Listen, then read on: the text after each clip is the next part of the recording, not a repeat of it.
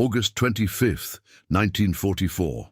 With Paris finally within reach, no one expected America's advance to be stopped by an ally. But when a French general blocked Americans from entering the city, Patton didn't debate. He turned to me and gave an order so brutal it would change the fate of Paris forever. My name is James Walker, a corporal in General George S. Patton's Third Army, assigned as a communications specialist to the Forward Command Unit operating out of a series of tents and requisitioned farmhouses in the French countryside, 20 miles south of Paris. I was not a hero. I was a young man from Tennessee who had learned to operate a radio set and had somehow survived long enough to find himself at the center of the most extraordinary 72 hours of the entire Western campaign. I was the man who took Patton's orders the night he was told to stand down from Paris. And I was in the room when he gave the order that saved Notre Dame Cathedral. Let me tell you what actually happened. You have to understand what August of 1944 felt like if you were moving with Patton's Third Army. It felt like flying.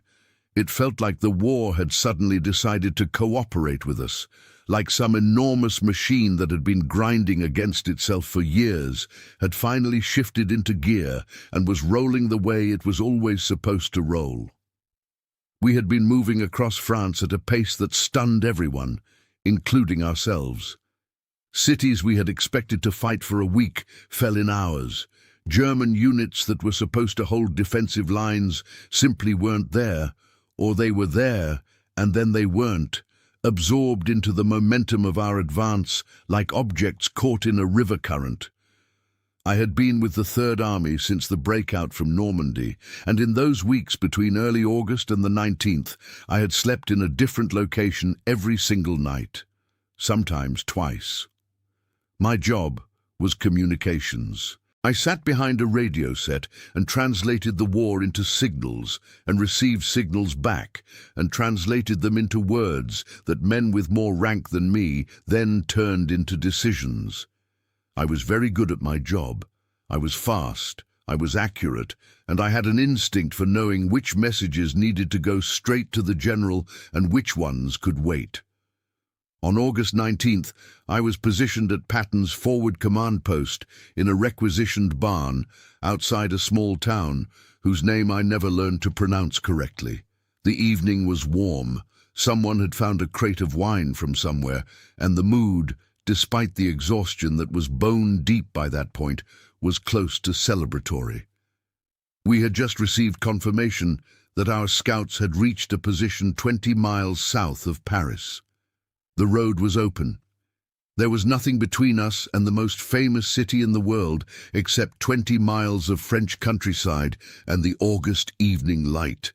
I heard the scouts' radio transmission myself. It came through my headset in the particular crackling clarity that you get on a clean channel, the voice young and slightly disbelieving. "Sir, we can see the city. There's nothing between us and it." I wrote it down, transcribed it cleanly onto my notepad, tore off the sheet, and walked it to General Patton's map table. He was standing over that map the way he always stood, like a man who was having a conversation with the geography itself, like the lines on paper were telling him things that the rest of us couldn't hear.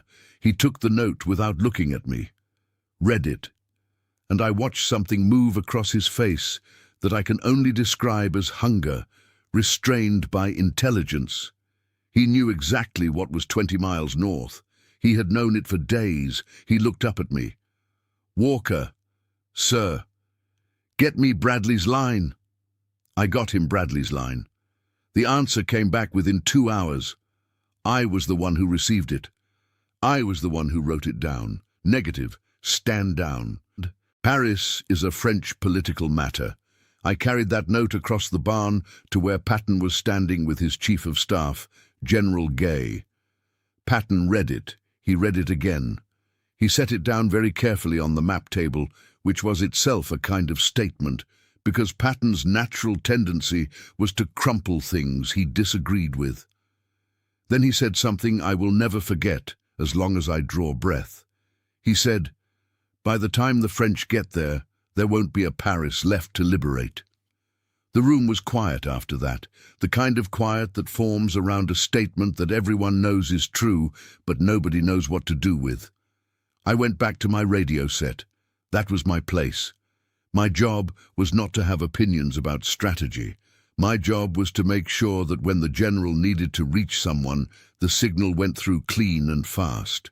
But I was 23 years old, and I had eyes, and I had ears, and I had been listening to this war for 2 years.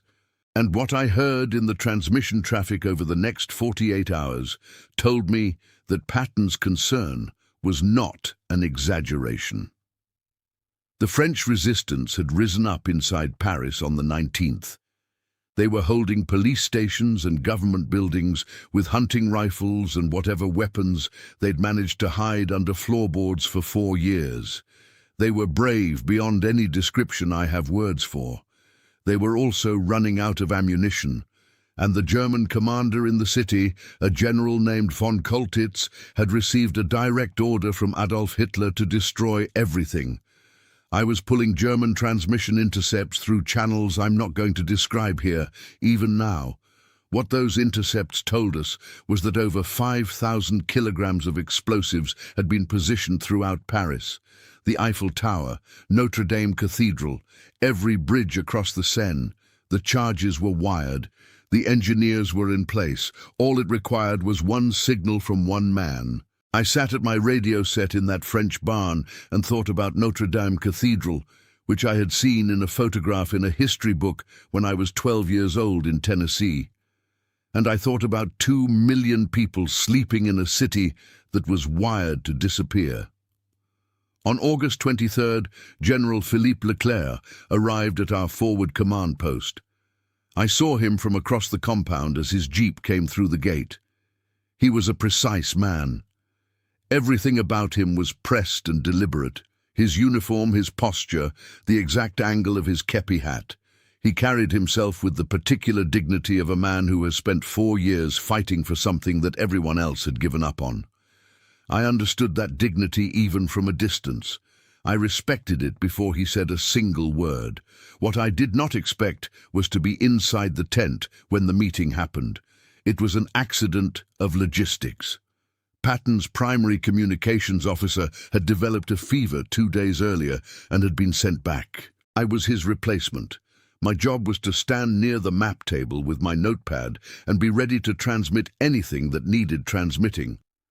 I was supposed to be furniture, useful, quiet, invisible furniture. Instead, I witnessed one of the most important conversations of the entire war. Leclerc laid his orders from de Gaulle on the map table. He explained the French position in the precise, formal English of a man who had learned the language as a professional necessity. The French 2nd Armored Division would enter Paris. American forces would maintain their current positions. This was not a request. It was a political command from Charles de Gaulle, and de Gaulle had made it clear that how Paris was liberated would determine France's standing in everything that came after. I watched Patton listen to this. I watched his jaw tighten. I watched him look at the map, at the 20-mile gap between his tanks and the city, and then look back at Leclerc. He said, "There are 2 million people in that city. Hitler has ordered it leveled. Where are your forces right now?" Leclerc pointed to a position on the map. His division was 50 miles south of Paris. Patton did the calculation out loud. Slow, deliberate, like a teacher making sure the student understood each step. Leclerc said, "We will move quickly." Patton said, "Not as quickly as me." The tent went quiet. Outside, I could hear artillery in the middle distance, rolling across the French countryside like slow thunder. Then Leclerc said something that I have thought about almost every day since. He said that France had been under occupation for 4 years, that the French people needed to see French soldiers liberating French soil, that if American tanks entered Paris first, the message to the world would be that France could not save itself, and that France, he said, was not a message that France could survive. A corporal from Tennessee, And I understood exactly what he was saying. I understood the weight of it in my chest before my brain had finished processing the words. 4 years is a long time to be helpless in your own country. 4 years of German soldiers marching down your streets every morning. 4 years of swastika banners on your monuments. You survive that, you need the ending to mean something specific. You need to be the one who ends it. Patton understood it too. I could see him understanding it, which was its own thing to watch, a man of pure military instinct, absorbing a truth that had nothing to do with military instinct. He leaned back in his chair. He said, "So you're asking me to risk 2 million civilian lives because you're worried about appearances?" Leclerc said, "I am asking you to respect the dignity of an ally." Patton said, "And if Paris burns while your division is stuck in traffic 30 miles away?" Leclerc stood up straighter. His voice was controlled, but something in it had gone very tight.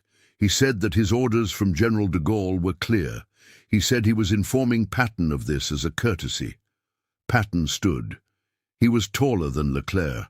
His voice dropped until it was almost flat, the way very still water looks flat, but you know the depth is there.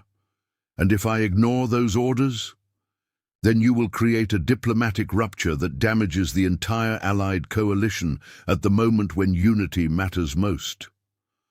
And if I follow those orders and Paris gets destroyed?"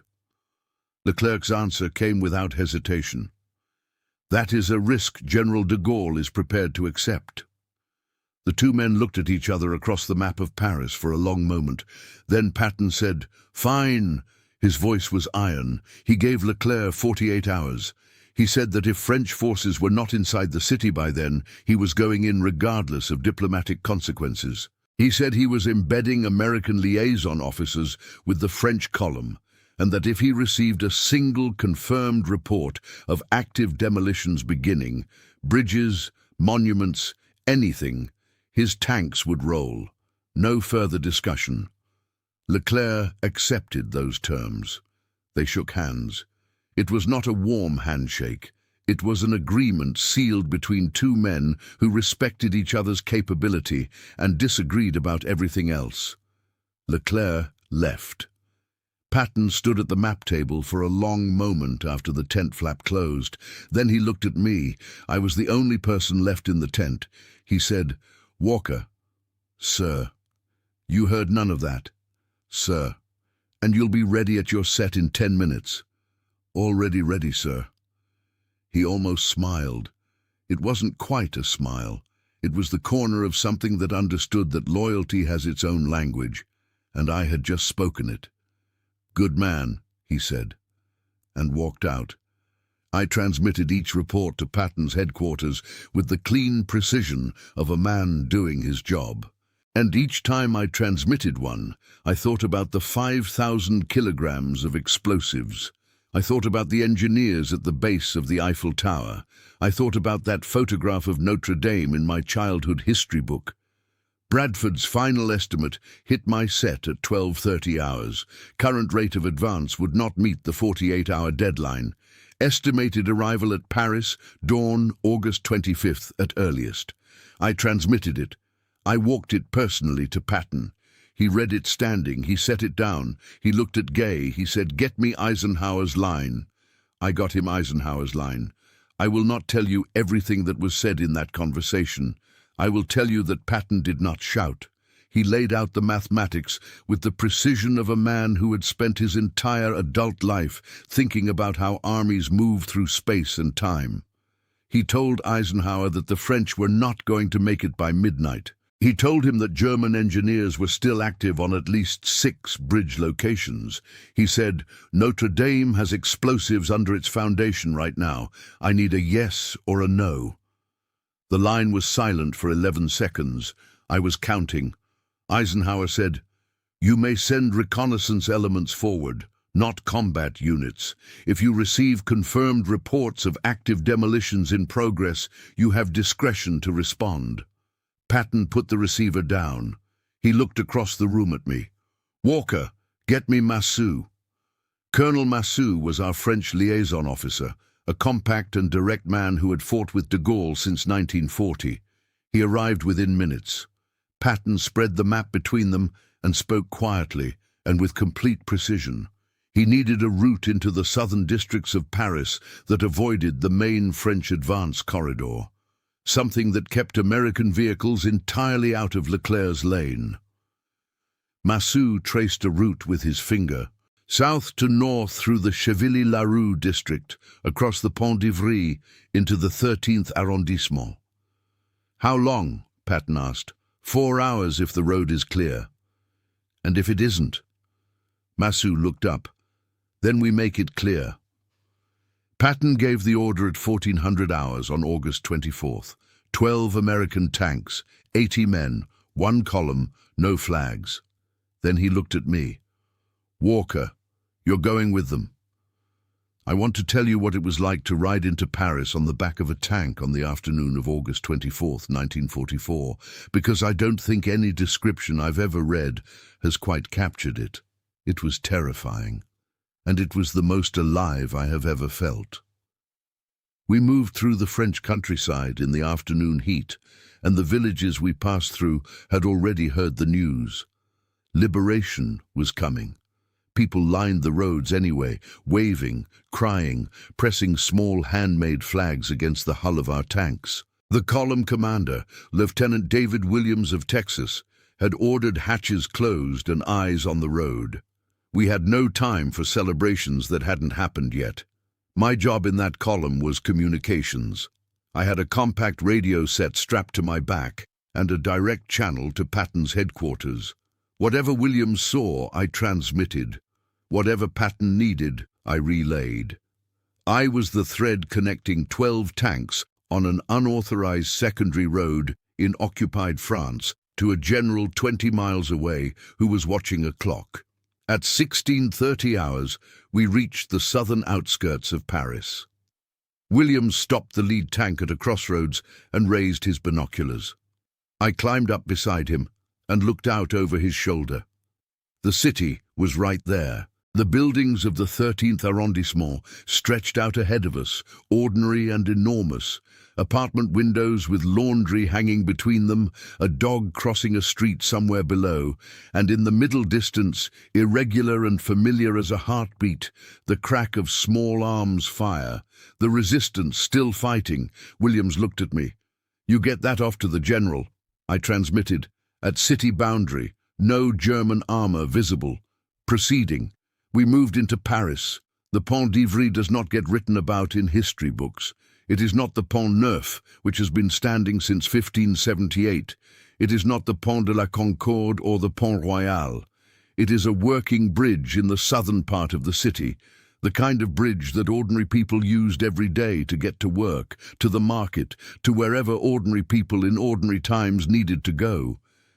It had explosives packed into its foundation and 2 German engineers standing next to a detonator box on its western approach. When our lead tank came around the corner and stopped 50 meters away, both men put their hands in the air before Williams' gunner had finished rotating the turret. Williams' tank sergeant jumped out and sprinted to the bridge. I watched him work. He was fast and completely focused, a man who had been trained for exactly this task and was doing it in real time with his hands and a knife. 6 minutes. He cut every cable he could find. I was on my radio the entire time. Bridge secured, charges neutralized, 0 casualties. I heard Patton's acknowledgement come back through my headset. 1 word: confirmed.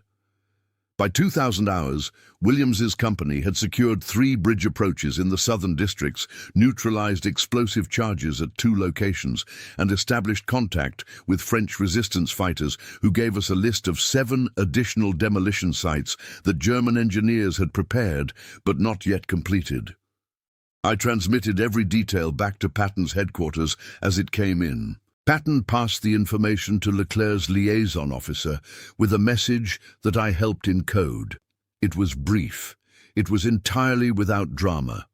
It said that American reconnaissance elements had secured the southern approaches, that the route was clear, and it listed the 7 target locations requiring immediate attention upon the French division's arrival. It was one general telling another general that the road was open. Nothing more. Leclerc's column accelerated. At 2200 hours on August 24th, the first elements of the French 2nd Armoured Division entered Paris through the Porte d'Orléans. I was 3 kilometers away when it happened. I heard it before I understood what I was hearing. A sound rising from the city that had no name in any language I knew, not a cheer, something more complicated.